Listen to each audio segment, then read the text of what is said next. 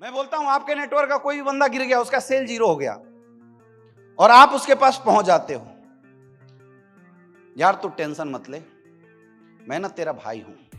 अरे अपन दोनों साथ में कस लगाए हैं, साथ में ग्लास टकराए हैं, साथ में उठे बैठे, मुझे छोड़ के चला जाएगा क्या? अरे कोई बात नहीं यार, तू मेरे साथ रहना, मैं हूं ना तेरे साथ। और तुम चले जाओगे, कल उसके घर में फिर प्रॉब्लम आएगी, जब बीवी जैसी 2 थप्पड़ लगाएगी ये तुम्हें फिर गाली देगा। हाँ या ना? ओरिजिनल नेटवर्कर और ओरिजिनल अपलाइन कौन होता है कि अगर मेरी इस टीम का धंधा खत्म हुआ ना तो ऐसे हाथ बढ़ाता है, बोला टेंशन मत ले, तेरी ये गलती थी और तुझे इस बार ये सही करना, चल मिलवा अपनी टीम से, जाऊंगा टीम से मिलूंगा, बाइक पे बैठाऊंगा, टीम के साथ मीटिंग करूंगा, टीम के साथ प्लान करूंगा, फॉलोअप करूंगा, जैसे 10,000 का चेक बनाना, इसके बाद मोटिवेट करने की जरूरत नहीं है इसको। आया ना? सबसे बड़ा काउंसलिंग रिजल्ट करवा देता है। मुझे याद है 2018 में मेरे साथ एक बार ऐसा हुआ कि मैं उस समय इंसेंटिव के बिजनेस को डेवलप कर रहा था, थोड़ा मेरा ज्यादा फोकस था उस समय।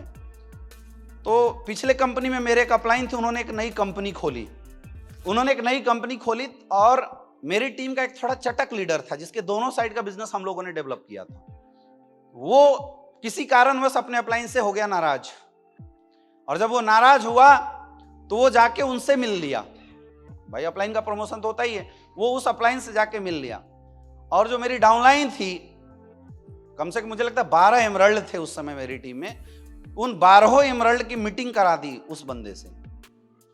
अब उस बंदे ने समझा दिया कि अमित दुबे को मैंने बनाया। बाहर जाने के बाद लोग तो मारते हैं ऐसा डायलॉग, है ना, अमित दुबे को मैंने बनाया, महिपाल सिंह को मैंने बनाया, शिव कुमार को शिव कुमार हमने बनाया, जबकि आज तक मैं मिला ही नहीं था उस बंदे से। जीवन में एक बार मिला था 2 मिनट के लिए, तो लोग डायलॉग मार ही देते हैं। तो उसने समझा दिया कि मैंने बनाया है और इन सब को तैयार मैंने किया, तू आजा मेरे साथ, टॉप आईडी तुझे महिपाल सिंह बना दूंगा, तुझे अमित दुबे बना दूंगा।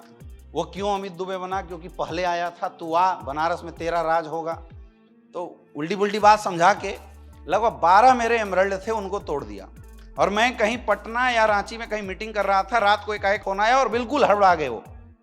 अब सोचो भाई, जिस स्टार सफायर के 10-12 अगर एमरल्ड टूट जाए तो बेचारा तो ऐसे ही बेहोश हो जाएगा, है ना। उसका कोई फोन नहीं उठा रहा है, घर जा रहा है तो लोग घर से गायब, सबको किडनैप करके कहीं ले जाया गया था।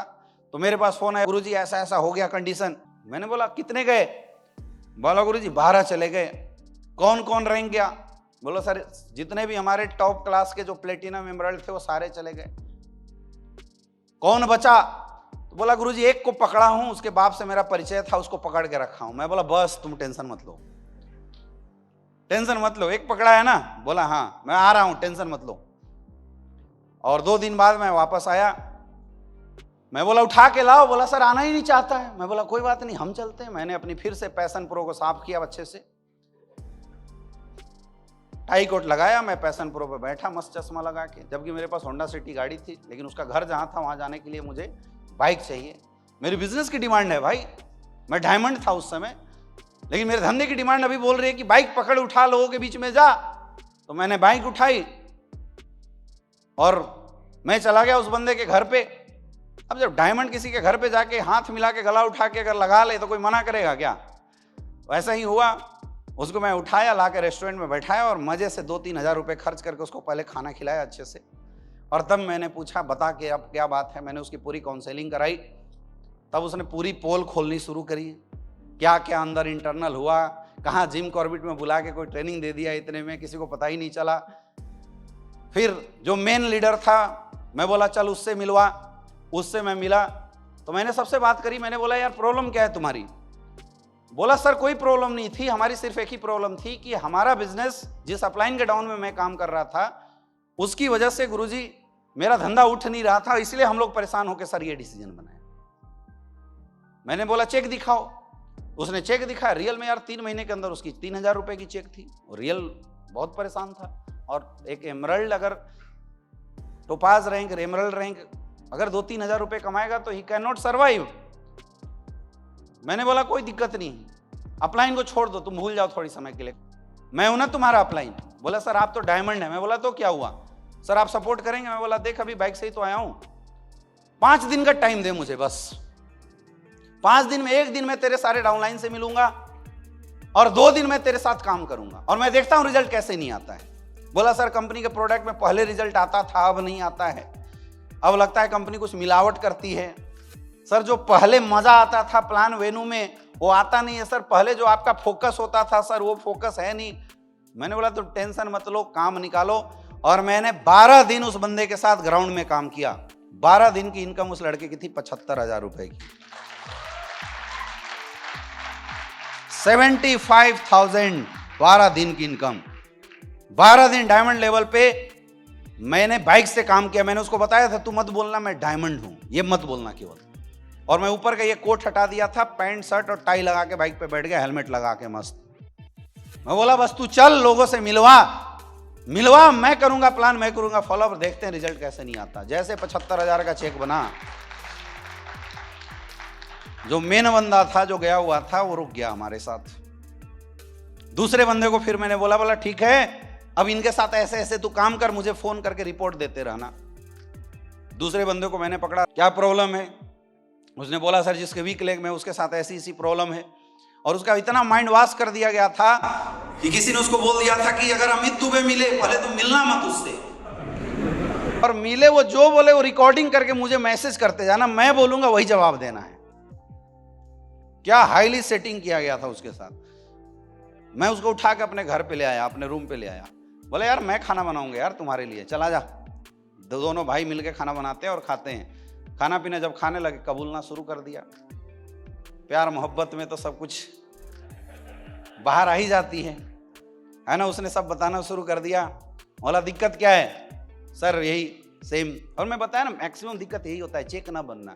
कोई डाउनलाइन आपको इसलिए छोड़ के जाती है क्योंकि उस बंदे का चेक नहीं बन रहा है, और अगर उसका घर परिवार नहीं चलेगा तो रियल में कोई तुम्हारे साथ टिकने वाला नहीं है। ये सच्चाई है। फेक मोटिवेशन से कुछ नहीं होता यार। पेट की आग ना लोगों से चोरी करवा देती है, पेट की आग लोगों से मर्डर करवा देती है। तो कोई भी मजबूर होकर कहीं भी जा सकता है। इसमें सबसे बड़ी गलती उस अपलाइन की होती है। 2-4 बदमाश होते हैं अति महत्वाकांक्षी लोग, जिनका पेट नहीं भरता, सोचते हैं किसी को लूट खाएं तभी पेट भरेगा। लेकिन मैक्सिमम टाइम में गलती जो होती है वो उस अपलाइन की होती है जो उसके साथ काम करके ग्राउंड में रिजल्ट नहीं निकालता। मैंने 5 दिन उस बंदे के साथ काम किया और 5 दिन के अंदर उस बंदे की मैंने 20 ज्वाइनिंग निकाली थी। लगभग उस बंदे का हमने 20,000 का चेक बनाया था। 12 और 5 17 दिन में ग्राउंड में काम किया हूँ डायमंड लेवल के बाद मेरे भाई। और जब वहां 17 दिन काम करके वापस आया, आज भी जो बंदे हमारे साथ वापस गए थे दोबारा, जब उस बंदे का चेक देखे ना तो वो सारे बंदे वापस आए। उसमें एक बंदा था नालायक जो उलझा रह गया वहां पे, और आज वो समोसे की दुकान पे बैठा हुआ है। जीवन में अगर बेसिक काम करोगे ना, तुम्हें छोड़ के जाने वाले लोग जीवन भर अफसोस करेंगे और तुम्हें याद करेंगे, गलत इंसान को छोड़ के आए हैं। याद रखना, ये ताकत होती है इस बेसिक काम की। कभी भी गिरा हुआ धंधा आप 3 महीने के अंदर ऐसे यूं खड़ा कर सकते हो अगर बेसिक काम आता है तो। मुझे आता है इसलिए मैं कभी डरा नहीं। मैं बोलता हूं मेरा ना सारा प्रॉपर्टी आप छीन लो, सारे बैंक बैलेंस वैलेंस सब खत्म कर दो, मेरे हाथ में एक मोबाइल दे देना जिसमें 1 महीने का डाटा रिचार्ज होना चाहिए, और एक फोल्डर मुझे दे देना, और मुझे अंडमान निकोबार में गिरा दो, ड्रॉप कर दो। कोई जानने वाला नहीं, कुछ नहीं। 1 महीने के अंदर मैं वहां पे आपको 10 कदम ट्रेनिंग लेते हुए दिखाई दूंगा। 1 महीना।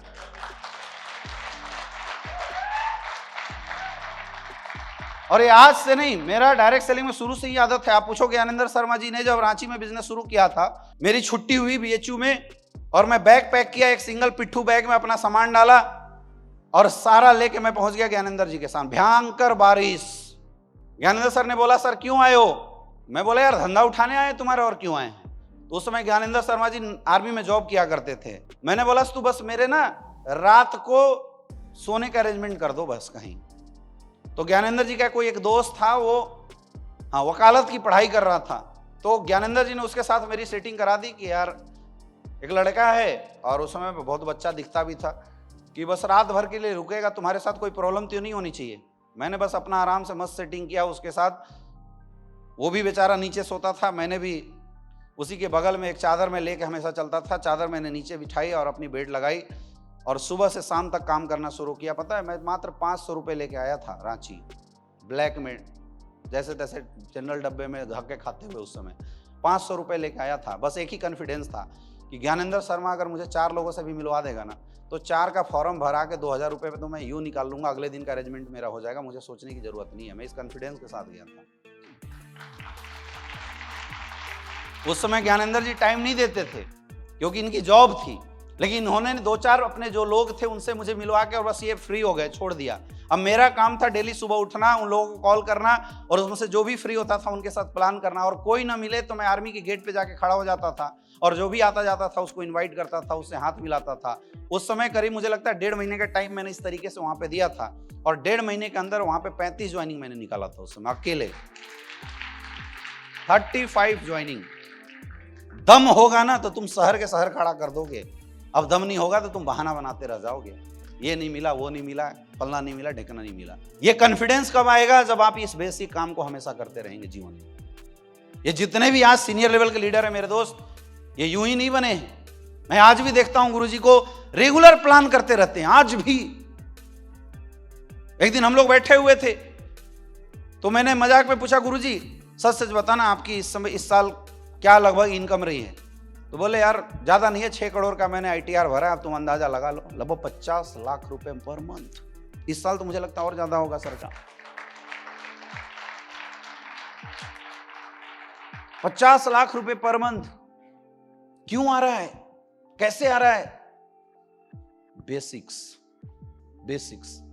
एक्स्ट्रा टैलेंट की जरूरत नहीं है नेटवर्क मार्केटिंग में, बहुत ज्यादा बुद्धिमान बनने की जरूरत नहीं है नेटवर्क मार्केटिंग में, बहुत ज्यादा हीरो बनने की जरूरत नहीं है डायरेक्ट सेलिंग में।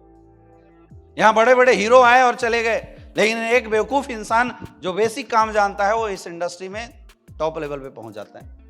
आप सीखो, आपके अपलाइन है मिस्टर विकास सर।